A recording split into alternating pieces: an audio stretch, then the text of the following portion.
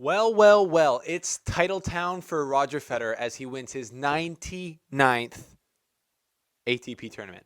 He wins his hometown tournament in Basel for the ninth time. Welcome to The Slice, folks.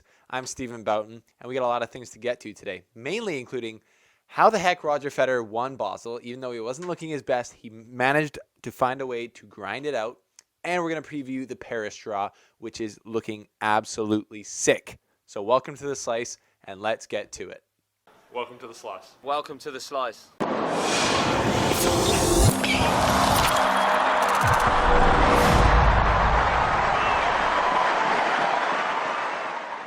Thanks for tuning in, folks. Thanks for tuning in. If you haven't, hit that subscribe button and make sure you stay to the end of this video because I have some very important announcements for you, for the community.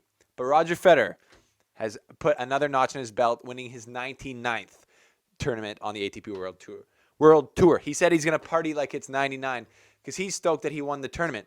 And I'm stoked that he won the tournament. But I just don't really I know how because he's playing Marius Kopil, who, very impressive in the final, or in the whole tournament, qualifying and making it to the final, looking like he should have probably won the final just from the highlights I saw.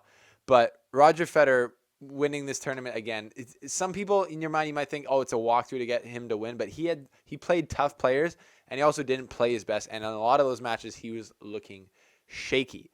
But I think it's just that one of those things where he has so much of an advantage just right out of the gate of being the far more experienced player in every matchup, winning so much where you just find a way to win because it almost comes naturally now, him winning a match. If it's up in the air, if you feel like it's just going to fall on his plate. And he's able to do the right things in the big moments, and he's so mentally strong. It's crazy. I was reminded of how mentally strong he is this weekend. When I was playing a tournament this weekend, lost in the quarterfinals, but I was getting frustrated at different points. And if you don't remember, Roger Federer used to be, I've heard this from multiple people, one of the coaches, old-time coach at the club I was playing at, was talking about how he knew somebody who played in Switzerland. And Roger Federer, as a junior, was apparently like the worst player around for getting pissed, getting mad.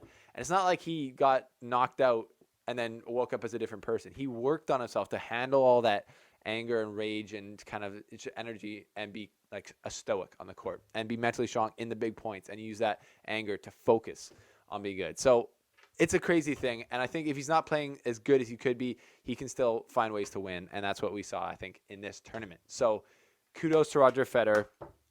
Unreal performance. And 99, getting closer to that 100. In other news, Marius Kopil.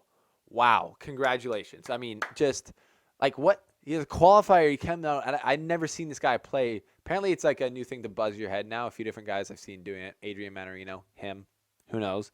But he hits huge serve, smart play, great one-handed backhand, just sick. And as a qualifier, that's just an unreal dream run, and I'm sure that's going to move him way up the ranking, so he'll probably have to qualify less for tournaments.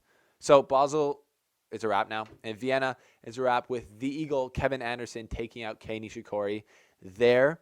Dominic Thiem losing on home turf in Vienna. Shout out to the Austrian fans. As you know, I'm part Austrian. But now we got Paris, and the draw looks amazing. The big three is all there. I didn't know if they would. Federer might pull out. I guess there's still a chance that he could before it starts, depending on how he's feeling. But I think he should just play. Like, dude, he's probably going to retire next year. Just play. I hope he plays because Nadal's back. And he's in the top half of the draw. Federer and Djokovic are in the bottom half of the draw, if I'm not mistaken. But it just looks like everybody showed up for this Paris tournament. All the players, everyone's back from injury, and there's so many juicy matchups to look forward to. We could see Nadal-Coric, Nadal-Thiem rematch of the match of the year, I think, in the U.S. Open. We could see Zverev, Edmund, or Isner. We could see Anderson, Nishikori, final of Vienna rematch. We could see Federer, Anderson, Wimbledon rematch.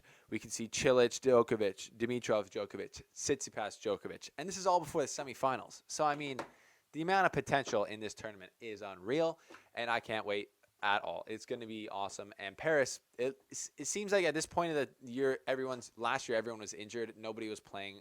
Jack Sock somehow won this tournament, and I think he's won like one singles match since.